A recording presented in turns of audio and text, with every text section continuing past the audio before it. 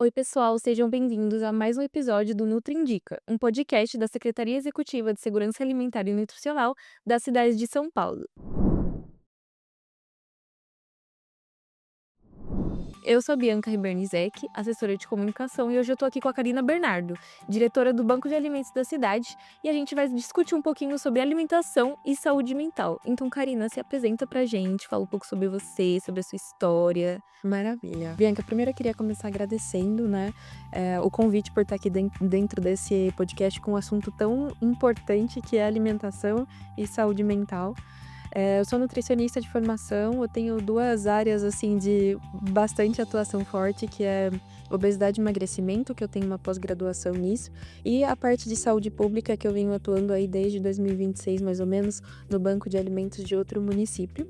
E estou muito animada para fazer esse podcast, para falar um pouquinho sobre a minha área de atuação, de conhecimento aqui, e trazer esse tema que é muito importante e as pessoas acabam não conectando saúde mental com alimentação muitas vezes. Então, para começar esse bate-papo, eu queria entender um pouquinho sobre qual a relação, né? Como você disse, é difícil da gente conectar um assunto ao outro, e eu queria que você explicasse um pouquinho como um tem influência sobre o outro. Maravilha. Acho que é muita coisa pra gente falar, tem bastante coisa, mas eu acho que o mais importante é a gente começar pela alimentação, que é o foco principal daqui, e o como ela é importante em todas as áreas da nossa vida, né? E principalmente quando a gente fala de comer bem, atividade física e beber água, parece muito clichê, mas não é. Realmente isso tem muito impacto e existem estudos, né, que comprovam que realmente a alimentação ela está muito conectada com questões de ansiedade, depressão, enfim. E aí, quando a gente fala de sono também está muito conectado, então quando a gente fala de alimentação, comer a cada 3 horas, ou então, comer o mais, como que eu posso dizer? O mais limpo possível, né, então uma alimentação baseada nos minimamente processados e nas coisas in natura. Então o que são os alimentos in natura? Tudo que vem da terra, tudo que a gente planta, tudo que a gente colhe, né, e os minimamente processados são aqueles que a gente passa por um processo mínimo. Então o arroz, o feijão, os milhos e derivados, toda essa parte, a gente precisa ter uma alimentação mais predominante nesses alimentos, porque são aí que estão as vitaminas, os minerais e as coisas que a gente precisa, né, o que o nosso corpo pede para que a saúde esteja em dia, tanto fisicamente quanto mentalmente, né. Então existem alguns alimentos que, se a gente for enumerar, são vários, né, tem lista, mas a gente pode depois fazer posts, enfim, trazer quais são esses alimentos, mas que eles vão ajudar, né, no foco e na concentração, o que ajuda muito na questão de ansiedade. Às vezes a ansiedade ela vem por um motivo de a pessoa lá no futuro sem conseguir se conectar no agora e no presente. Então, às vezes, alguns alimentos que ajudam mais no foco e concentração, atividade física principalmente, né, a gente não consegue falar de alimentação e saúde mental sem a gente colocar atividade física no meio disso, porque é onde a gente consegue tirar um tempinho ali e ficar mais presente pra gente, né? Mesmo que seja 30 minutinhos por dia, fazer uma caminhada, não importa qual seja a atividade física, mas isso traz a gente pro mais presente, pro agora, e tira a gente lá do futuro, que é o que traz a ansiedade, né? Tá lá no futuro.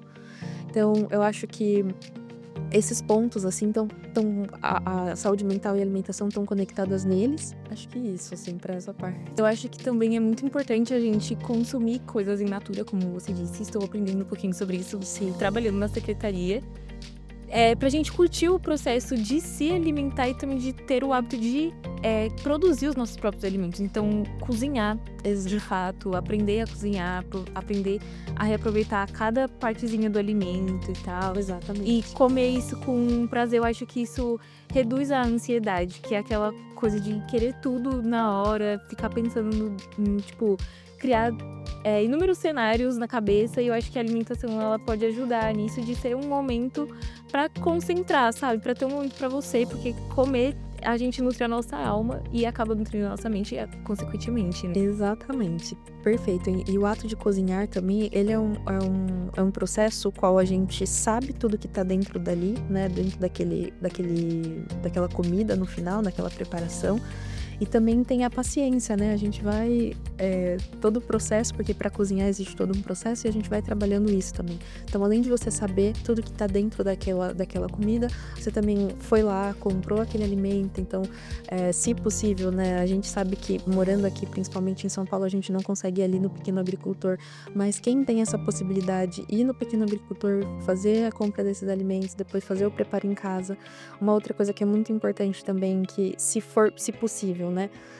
Preparar o alimento em família, né, ali em conjunto, e depois que preparar esse alimento, sentar à mesa, comer. Todo esse processo ajuda muito, toda essa questão de sair da loucura da ansiedade, sair da loucura do mundo, do caos e concentrar ali no alimento, né, que é o que a gente tem perdido nos últimos anos, assim, essa conexão com a comida, né, enfim, a conexão com vários outras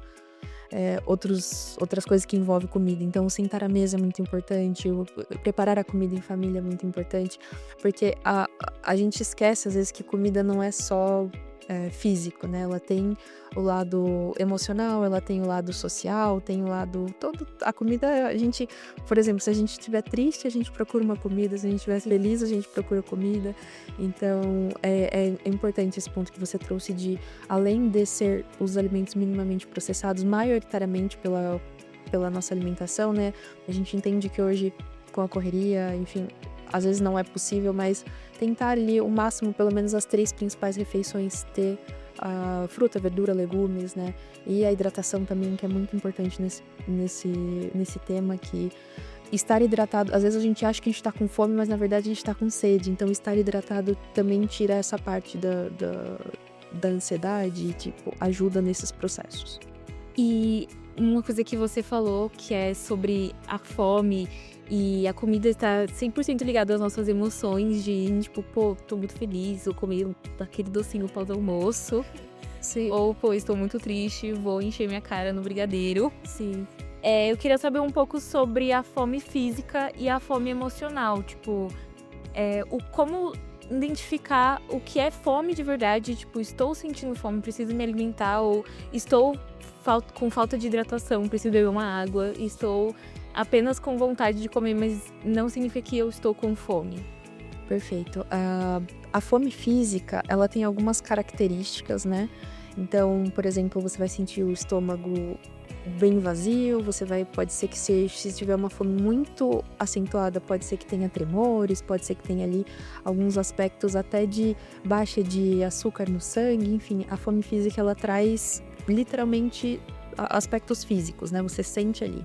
E a fome emocional é quando você, mesmo acabou de comer, você ainda sente necessidade de repetir o prato, você sabe que foi um prato ali que te deixou satisfeito, mas você sente essa necessidade, que você não sabe por quê, mas tem essa necessidade de repetir o prato, ou então deu 1 horinha que você comeu, mas tem alguma coisa para acontecer amanhã, que você tá muito animado para que isso aconteça, e você tá querendo comer alguma coisa para passar o tempo ali.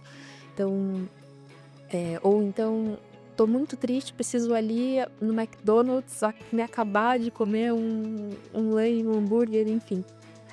Essa é a fome emocional, né? Quando a gente não tá com...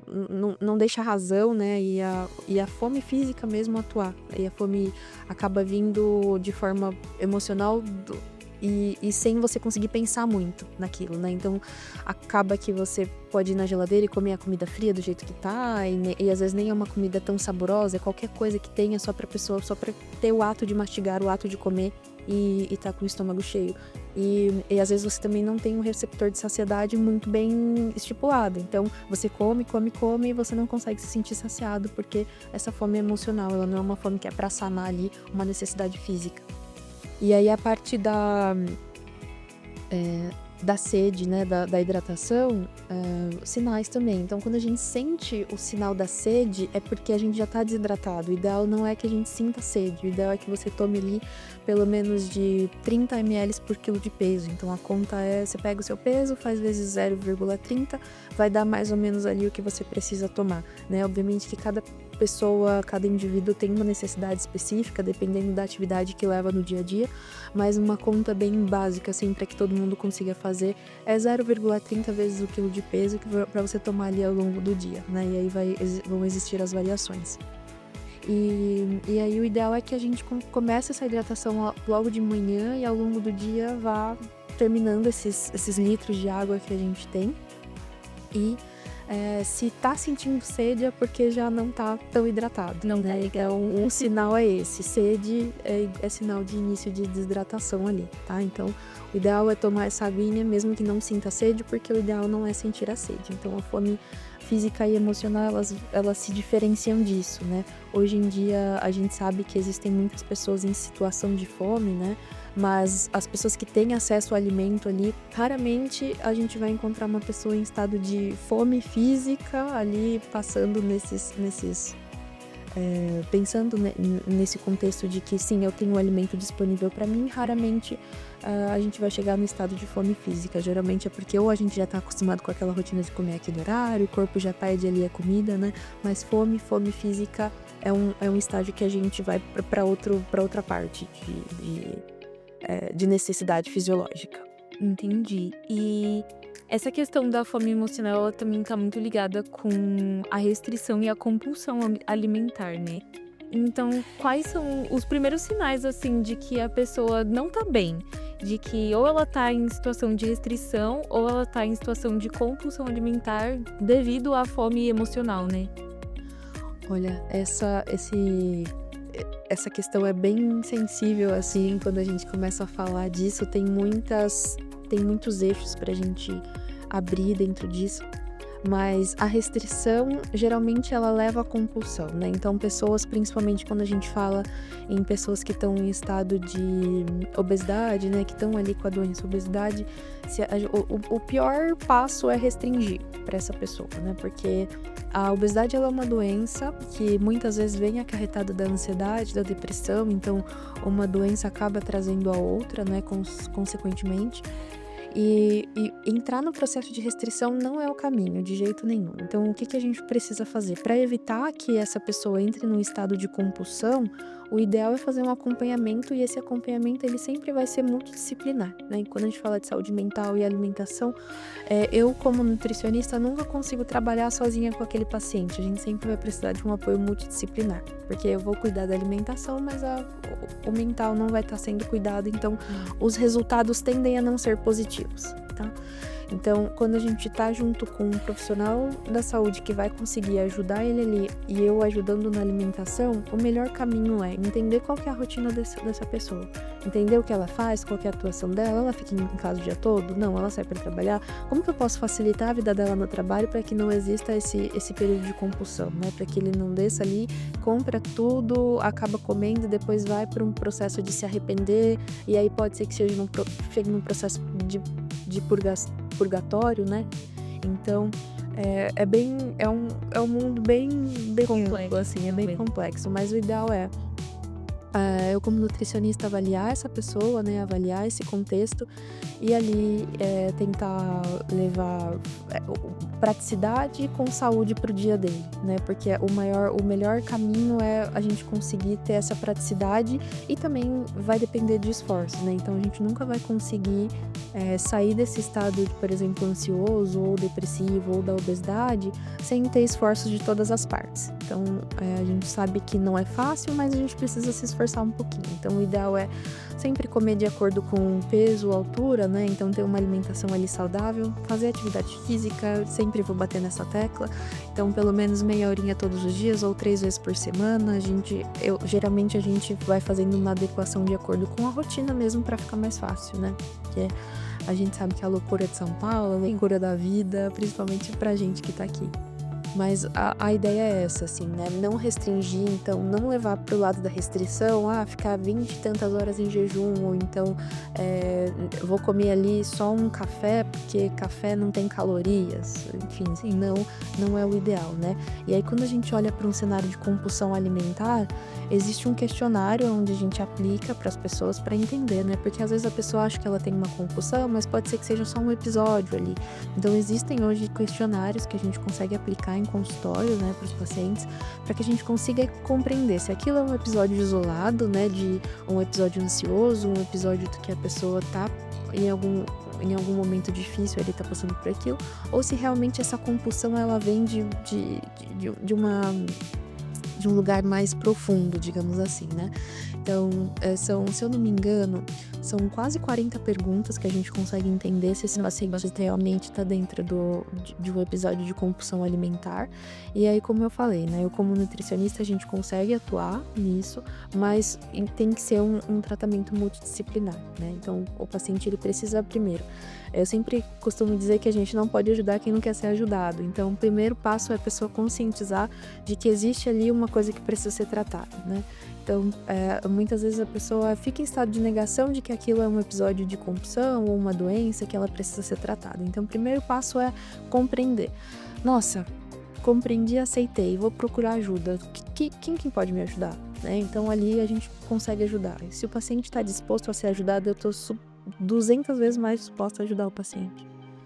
Então, aplicamos o questionário, entendemos realmente se é um caso de compulsão, a gente vai trabalhando aos pouquinhos. Então, nada muito drástico também, então a gente vai trabalhando aos poucos. Então, a gente entende que é um paciente que não tem muita hidratação, por exemplo, ao longo do dia, e ele precisa, pelo peso e altura, de 2,5 litros. A gente vai começar com 1,5 litro e vai dando metas ao longo do caminho.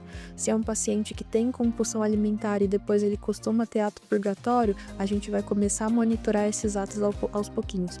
Então, as coisas elas vão acontecendo gradativamente porque vem de anos, né? Geralmente, quando a gente pega um caso de compulsão alimentar, esse caso ele vem de muitos anos que a pessoa tá dentro disso.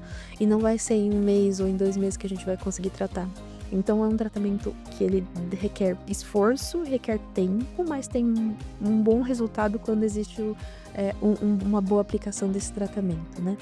Então, ali a gente vai aos pouquinhos tratando disso, mas o ideal é sempre tentar manter aqui no presente, né? Eu sempre falo que a gente tem que ter pelo menos as principais refeições ali, sentar na mesa, tentar deixar o celular de lado, se estiver conversando com um amigo, beleza, mas ali tentar focar o máximo dentro do que você tá comendo, porque às vezes a gente tá comendo, acabou a comida, fala, meu Deus, né? O cérebro não conseguiu processar que aquela comida que tava ali o prato, que tava coisa, e é onde a gente vai come mais, depois vê, não tá aguentando mais.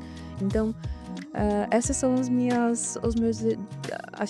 direcionamentos para esse tipo de a restrição não, assim, eu acho que não é o caminho, e a compulsão a gente tem um tratamento que ele às vezes parece ser difícil, mas ele é um tratamento eficiente. Só que lento, tem que ter paciência e volta com o que a gente disse, que nada é pra agora, nada é pra já. E nessa questão de que você comentou sobre, a gente às vezes tá comendo e a gente não presta atenção, quando vê já acabou. Qual a influência, assim, que, tô comendo, vamos supor, tô almoçando, mas eu tô assistindo a televisão, tô almoçando, mas tô vendo um vídeo na internet, isso influencia no ato mesmo de se alimentar? Isso muda alguma coisa? Muda porque a nossa cabeça é um mundo, né? É um mundo complexo. Sim. E assim, quando a gente tá comendo, a gente tem alguns receptores de saciedade, que eles ficam no estômago, né? Conectados no hipotálamo. E quando a gente tá comendo, a gente não tá prestando atenção, como qualquer outra coisa que a gente estiver fazendo, se a gente não estiver prestando atenção, aquele foco ele não vai estar 100% e ali os receptores eles não vão trabalhar da forma que deveriam, né? O que a gente precisa, por exemplo, as enzimas também não vão trabalhar da forma que elas deveriam. Então, influencia sim, porque a gente não tá com foco naquilo, a gente não consegue mandar mensagem pro cérebro de que a gente tá comendo e que a gente precisa mandar os receptores de saciedade, que eles precisam trabalhar. Então a gente vai comendo, com foco em outra coisa, os receptores de saciedade não percebem que a gente tá comendo e a gente nunca vai estar satisfeito, né? Então, quando a gente presta atenção no que a gente tá comendo, né? Quando a gente mastiga da forma que deveria mastigar mesmo, né? A gente consegue mandar esse sinal pro hipotálamo e eles conseguem responder com esses receptores de saciedade e a gente fica satisfeito ali com um pratinho de comida, um de salada, uma sobremesinha, enfim. A gente consegue trabalhar nessa... existe um nome pra isso, eu não vou lembrar agora, mas nesse homeostase que a gente chama, que é tipo um equilíbrio. Ah, entendi. E isso tem muito a ver com a nossa rotina, né? De, às vezes, não tem tempo de assistir aquela série que a gente quer, assistir aquele youtuber que a gente gosta, isso que acaba assistindo durante as refeições. E isso também, eu acredito que reflete muito no horário da noite, que seria um horário que a gente tem, assim, pra descansar, pra sentar, respirar, refletir sobre o dia e tal. E muita gente acaba descontando a ansiedade do dia todo à noite. E eu queria entender mais ou menos como deveriam ser as refeições à noite, né? O jantar, a ceia. E como a gente também pode mudar esse hábito de acabar descontando a nossa ansiedade do dia a dia, como eu posso dizer? Esse reflexo da nossa rotina, da nossa alimentação à noite, pra, tipo, se alimentar melhor, evitar que a gente tenha uma insônia, ou evitar que eu sei que muita gente também sofre com refluxo. Então, quais alimentos, que dicas você daria pra melhorar, assim, o horário da noite e a gente realmente ter essa reflexão do dia, ter essa calmaria, essa paz que a gente merece à noite? Perfeita. Eu vou começar do começo, né? E falando sobre essa questão de ver uma série comendo ali, é super gostoso, né? Eu adoro. Quando posso. É viciante. São esses pequenos prazeres da vida que dá vontade, né, de continuar. Então, a minha sugestão, né, para esses momentos, tentar fazer isso aos finais de semana, tentar fazer isso uma vez na semana ali, uma coisa excepcional. Putz, tô um dia aqui com meu filho, quero fazer isso, né? Ou então, sei lá, tive um dia muito estressante, vou me abrir essa sessão, mas não todos os dias, né? O ideal é que a gente não tenha constância nesse hábito de comer assistindo ou comer, enfim, tendo distrações. Mas é bom e a gente, ser humano, enfim, a gente também precisa abrir algumas exceções, né? E aí, falando sobre a alimentação à noite. A alimentação, ela tem que ser construída ao longo do dia, né? Isso é o primeiro ponto, que é importante que a gente já saiba desde o café da manhã. Então, eu sempre costumo falar, quem consegue fazer a refeição de manhã, né, fazer o café da manhã, o ideal é tomar um café da manhã bem reforçado, um almoço legal, ali no meio da tarde fazer uma outra refeição, para que no jantar a gente não esteja com essa fome, porque vem mesmo à noite. Porque imagina, você acordou, não comeu, almoçou correndo, à tarde comeu uma besteirinha ali, né, uma coisinha. Chegar à noite, o corpo vai estar pedindo energia de todo quanto é lado, de tudo quanto é jeito. Então, o ideal é fazer essa construção ao longo do dia, né? Então, tomar um café da manhã bem com os 3 grupos alimentares que a gente fala, né? Então, carboidrato, proteína, fibra. Eu não gosto de reduzir os alimentos às fontes delas, né? Mas só para trazer o que seria esses três fontes aí que a gente fala. Então, sempre almoço, né? A gente aqui, pelo menos em São Paulo, a gente costuma comer arroz, feijão, carne, salada. Então, ter esse tipo de comida todos os dias no almoço pra gente... Porque o arroz e o feijão, eles são ótimos companheiros, eles e falando em vitaminas, eles se complementam de uma forma muito bonitinha. Sim. Ao longo da tarde, comer sempre uma fruta por dia também. Então, independente do horário que você vai, no mínimo, né, uma fruta por dia. Então, independente do horário que você vai comer ali à tarde, né, ter uma frutinha, uma fonte de laticínio, alguma coisa nesse sentido. E aí, para quando chegar à noite, você conseguir fazer uma refeição leve, uma refeição mais equilibrada. Então, não necessariamente precisa ser, vou comer salada e frango porque estou de dieta. Não, pode comer mais quantidade reduzida, né? Então, ali o ideal é que coma até pelo menos umas 3 horas antes de deitar, né? Para que você consiga fazer o processo de digestão, aquilo que você comentou sobre o refluxo. Pelo menos umas 3 horinhas antes de deitar, para conseguir fazer todo o processo digestivo, né, ali bonitinho, e não sofrer com esse tipo de... pode ser que dê refluxo, pode ser que deite, esteja com a sensação de empachamento ainda, aquela sensação de que tá cheio. Então, e aí seguir a rotina que você segue, se você segue alguma dieta, se não ainda, mas o ideal é comer o que tiver ali disponível para você comer, mas em pouca quantidade, né? Não deixar que a sua construção ao longo do dia interfira nessa refeição, para que você coma sem pensar ali, sem muita razão, né? Então, coma consciente do que você está fazendo, né? Obviamente, se tiver uma salada, os minimamente processados é o ideal, né? Mas acho que o foco aqui é ter a consciência de que precisa ser feito ao longo do dia, para que o resultado à noite não seja essa compulsão, né? Essa comer ali sem pensar. Exato. E pra gente fechar, a gente já tá chegando no final, sério? Sim. É muito gostoso, né? quais atitudes possíveis a gente tem para melhorar a nossa saúde mental, melhorar esse prazer que a gente conversou aqui de comer mesmo no nosso dia a dia. Tipo, quais dicas você daria hoje para uma pessoa que faz tudo errado, que ela assiste série comendo, que ela não toma café da manhã, que ela come demais à noite, que ela já sofre um pouco de ansiedade, que hoje eu acho meio impossível, assim, nenhuma pessoa ter um pouquinho de ansiedade no dia a dia. A gente acaba, infelizmente, com a nossa rotina, com a vida, enfim, sofrendo por isso. Então, quais dicas você daria para, com a alimentação, a gente melhorar, consequentemente, a nossa saúde mental? Perfeito. Vamos lá, o que a gente precisa? Acho que o ideal, né, minha sugestão, o mundo perfeito, seria que a gente começasse com o café da manhã, né, ideal. Então, acho que, voltando um pouquinho, acho que pelo menos a noite de sono, é muito importante a gente conseguir dormir pelo menos as 8 horas que estabelecem, né, mas se não der ali o máximo possível que a gente conseguir, uma noite de sono tranquila, sem interrupções ali, sem acordar, sem ficar, sem ter externo atrapalhando esse sono, né? E aí de manhã, o ideal é fazer o café da manhã ali, tentar sentar à mesa, comer o que a rotina às vezes impossibilita, mas preparando um pouquinho, acordando uns 15 minutinhos mais cedo, preparar. Hidratação, então iniciar essa hidratação logo cedo, de manhã, já tomar um copinho de água antes de sair de casa ali, pra já garantir aquele, pelo menos se der tudo errado no dia, um copo de água você já tem nesse corpo de manhã, entende?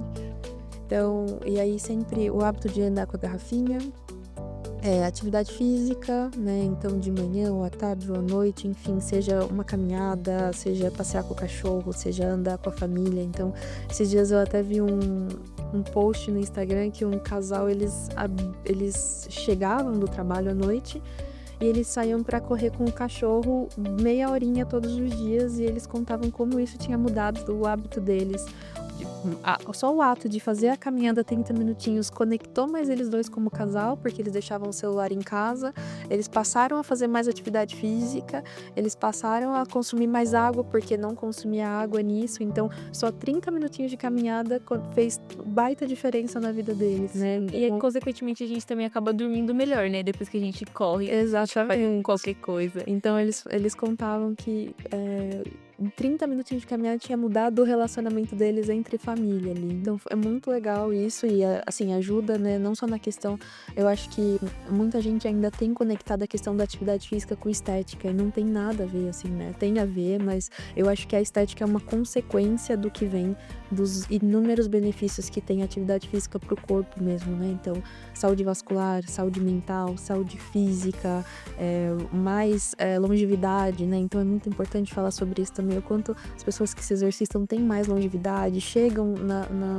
na terceira idade com mais saúde, então sem problemas cardíacos, sem problemas de colesterol, diabetes, enfim. Eu acho que pode ser um tema para um próximo podcast, com defesa. Mas é isso, assim, eu acho que fazer pelo menos as 3 principais refeições por dia já traz bastante ganho para essa pessoa que você mencionou que possivelmente possa estar fazendo tudo errado. Hidratação, atividade física, né? E tentar se conectar mais com a alimentação. Então, em vez de comprar aquele bolo de chocolate, né? Fazer aquele bolo de chocolate, né? Não é proibido comer um bolo de chocolate, né? A gente não, pelo menos eu, na minha prática clínica, eu não proíbo nada, a não ser que a pessoa não possa comer por alguma intolerância ou alergia. Mas, eu tô com muita vontade de comer um bolo de chocolate. Vai lá no mercado, compra as coisas pro bolo de chocolate, prepara o bolo de chocolate, né? Vive aquele momento ali. Às vezes a gente acaba se perdendo, né? E aí, ali dentro daquele bolo vai ter a sua dedicação, vai ter o seu tempo dedicado a ele. Provavelmente vai ser muito mais prazeroso você comer esse bolo de chocolate do que só você ir ali comprar, comer e acabou. E tipo, tá, acabou agora, e agora? Então, fora que o sabor é diferente, né? Exato. É completamente diferente de você ir no mercado e comprar um bolo, comprar o pão, você fazer, totalmente diferente. E hoje a gente tem muito recurso que traz, né, o passo a passo detalhado de como fazer esse bolo, como que você pode deixar esse bolo melhor. Putz, acho que ficou faltando alguma coisa. Como que você aprimora esse bolo ali? Então, eu acho que é muito interessante. Existem inúmeras receitas, inúmeros jeitos de preparo, né? Você pode também entender ali qual que é a melhor forma que você gosta de fazer. E aí, nisso tem a dedicação do tempo, tem a dedicação de você ali entender o que tem dentro desse bolo, porque, sei lá, às vezes a gente não sabe o que a outra pessoa colocou, o que a indústria coloca, né? Tem um monte de coisa ali escrita, principalmente quando vem de indústria, Que a gente não lê. nem sabe o que tem, nem sabe o que é. Então, ali naquele bolo, ele vai ter afeto, ele vai ter, né, dedicação de tempo, você vai saber com clareza tudo que tá dentro daquele bolo, né? Você pode compartilhar com as pessoas que você ama, porque não vai ter você não vai ter nenhuma dúvida do que tem ali. Enfim, você pode compartilhar o tempo de preparo, tem um monte de coisa pra fazer, assim. Então, eu acho que é esse a minha sugestão, né, pra começar eu acho que é mais um estilo de vida saudável, assim mesmo, né? Eu acho que é mais trazer isso pra vida. E ter em mente que isso não é por um tempo, né? Isso não vai ter data pra acabar. Assim, eu acho que o melhor disso tudo é ver quando as pessoas pegam um gosto por isso e aí começam a valorizar. Nossa, eu prefiro ali sentar comer um pratão de arroz e feijão do que ir lá no lugar comer, porque eu sei o que tem aqui, eu sei como que foi preparado, eu me sinto melhor. Quando eu como assim, meu corpo já responde de outra forma. Então, E muda o nosso paladar também. Eu sinto muito. Quando eu era adolescente mesmo, eu comia muito fast food e hoje eu acabei mudando, né, os hábitos alimentares, principalmente porque eu quase fiquei com anemia. E aí hoje eu vejo que é completamente diferente. Tipo, é uma refeição mais rápida, o fast food, sim. É uma coisa assim, em um mês, tipo, uma vez no mês que eu como, mas não chega aos pés de um prato de arroz e feijão, uma carne, uma uma saladinha. Eu amo saladas, salada de legumes, salada verde. Nossa, eu amo. Não chega aos pés de uma refeição, assim, de fast food mesmo, que você nem sabe o que tem, como você disse. E assim, a comida rápida, ela é assim, é muito boa pra quando você tá ali na correria e tal. E ela traz um prazer imediato mesmo. Você senta ali, você come, você fica, meu Deus, que coisa boa. Mas é um prazer muito imediato mesmo. Depois que acabou a comida, acaba o prazer de você ter comido. Às vezes você até fica com indigestão. Às vezes essa comida você vai ficar lembrando dela por muito tempo, só por conta daquele prazer imediato ali. Então, pensando um pouco também nessa questão da ansiedade, assim, de prazeres rápidos, né? Que muitas vezes as pessoas buscam a comida por conta desse prazer, né? Tentar levar isso para outras áreas da vida, né? Então, tirar ali o foco da comida como fonte de prazer é um dos passos. Mas como que eu faço isso, Karina? Meu Deus do céu, é muito difícil. É uma construção, não é ali do dia pra noite que a gente vai fazer isso, né? Não vai ser gostoso comer um balde de salada ao invés de comer, né? Não vai ser tão prazeroso comer, sei lá, uma abobrinha do que comer um hambúrguer, mas no longo prazo a gente começa a entender que a pessoa fala, nossa, tudo que eu queria agora era um arroz, feijão, uma abobrinha, uma carne moída, porque pra eu me sentir vivo, assim, pra me sentir saciado. E aí, consequentemente, essas comidas ultraprocessadas, elas acabam não sendo o foco mais. Mas como eu disse, é uma construção, é um processo, né? Não tem errado. A gente é muito ensinado isso ao longo da vida, né? Então, eu lembro que quando eu era criança, por exemplo, a fonte de alegria da minha mãe era proporcionar ir no shopping comer um fast food. Então, pra isso, aquilo... E ela não tem culpa, né? Então, assim, era o que as condições financeiras tinham ali. E querendo ou não, é um status também, né? De você poder viver isso. Exato. Então tem várias coisas. Não adianta falar que, não, mas é porque seus pais estão errados. Não era aquilo. E eles entendiam aquilo como certo, né? E a gente, como sociedade, a gente veio construindo muito isso. Para as pessoas que conseguem ter isso, eu vou levar uma balinha pro meu filho de presente, enfim. E a gente vem construindo esse paladar desde a infância e não é do dia pra noite que a gente vai tirar isso. Mas é possível, né? Porque eu brinco que a gente, infelizmente, não pode fazer só o que a gente gosta, a gente precisa cuidar da saúde, a gente vê os números de, enfim, obesidade, depressão, ansiedade aumentando, e muitas vezes, como eu já disse, essas doenças elas vêm uma acompanhando da outra. Então, quando estão as três juntas, é muito difícil, muito mais difícil da gente conseguir, né, tratar esse paciente. Tem tratamento, é um tratamento mais minucioso, é um tratamento mais demorado, mas a ideia é não chegar nisso, né? E às vezes essa obesidade, ela pode vir tanto de genética, mas ela pode ser uma obesidade adquirida também ao longo da vida, né? Então a gente tem que tomar bastante cuidado com isso, né? Tomar cuidado com as nossas crianças hoje. Então, a obesidade, ela já é uma pandemia, né? Então, no mundo é um problema, assim, essa obesidade é um problema. A infantil também, então a gente precisa cuidar da gente, a gente precisa cuidar dos nossos, porque a gente precisa chegar numa idade boa, sem ter diabetes, hipertensão, colesterol alto, enfim, todas essas outras doenças crônicas. Eu acho que o foco é muito mais esse do que só vir aqui e falar, ai, não, você tem que comer bem pra ficar bonito, pra aparecer na foto, musculoso, né? Essa não é a minha ideia, também tô tentando chegar. Eu venho de uma obesidade desde a infância, então eu passei por 3 processos de emagrecimento já ao longo da minha vida. E a nutrição, ela veio muito para isso, assim, eu acho que o primeiro foco foi quando eu consegui aos 16 anos, eu consegui emagrecer 30 quilos, eu vi, né? E assim, só o emagrecimento, ele não reflete só na balança, ele refletiu na minha saúde. Eu já estava pré-diabética com 16 anos, eu já tinha resistência à insulina, então às vezes a gente vê algumas pessoas com algumas áreas mais escurecidas, como o pescoço, axila. Isso demonstra uma resistência à insulina já alta, que o corpo já não consegue processar mais aquele tanto de açúcar que tá. Então, já estava com diversos prejuízos, aí passei pelo meu primeiro processo de emagrecimento aos 16. E aí eu fui começando a perceber, eu falei, putz, é possível, né? E obviamente que também tinha um processo ali um pouco de depressão, ansiedade a milhão, né? E essas coisas, elas vieram junto com o peso diminuindo na balança, essas coisas também foram diminuindo. Não precisei mais tomar remédio para diabetes. Eu lembro que na época era um remédio muito famoso que eu falava, gente, eu não acredito, isso só vi gente mais velha tomando isso, eu já tô com 16 anos precisando. Então a minha família, obviamente, foi crucial nesse momento, né, de apoio, assim, de entender que era o ambiente que estava ali, que não estava favorável para essa obesidade. Então me ajudaram muito.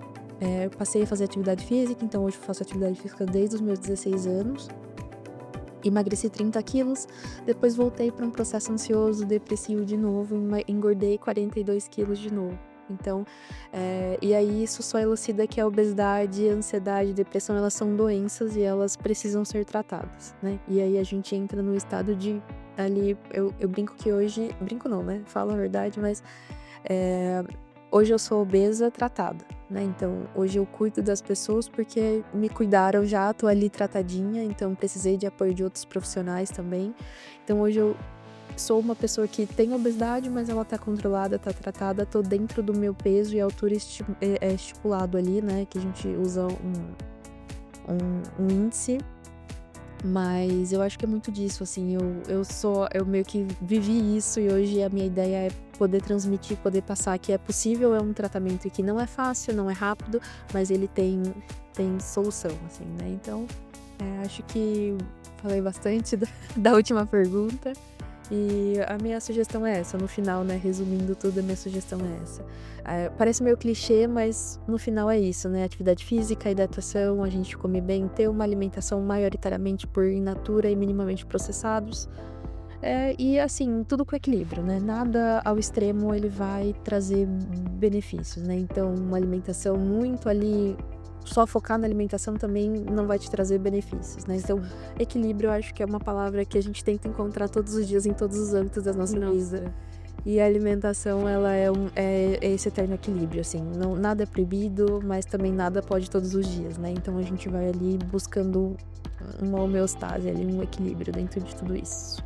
Nossa, eu adorei conversar com você, foi muito esclarecedor. E então fica um convite para a população fazer esse processo, participar desse processo de valorização da vida, tanto do mental quanto da saúde física, porque tudo está muito interligado. A alimentação, ela está 100% interligada a isso, como você comentou. Uma doença liga a outra e as duas acabam com a gente. Então, eu acho que a gente tem que se permitir viver isso também, né? Não falar assim, poxa, mas eu não tenho tempo para cozinhar, poxa, eu não tenho tempo pra assistir meus vídeos, assistir minhas séries, eu preciso fazer isso.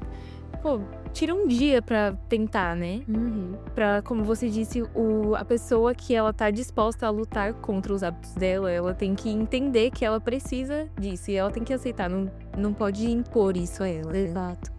E eu acho que é isso. Eu adorei, foi maravilhoso o nosso bate-papo. Eu espero que vocês tenham gostado. Fica o convite também pra vocês seguirem a Karina no Instagram. Pode falar o seu Instagram pro pessoal. O meu Instagram é karina.nutricionista. Karina com C. Lá ela dá dicas de nutrição, viu, pessoal? Então, se vocês quiserem aprofundar sobre isso, levar dúvidas pra ela, fiquem à vontade. E sigam Cesana nas redes sociais também. O nosso Instagram é Segurança Alimentar SP e no Facebook também. E é isso. Espero que vocês tenham gostado e até o próximo episódio.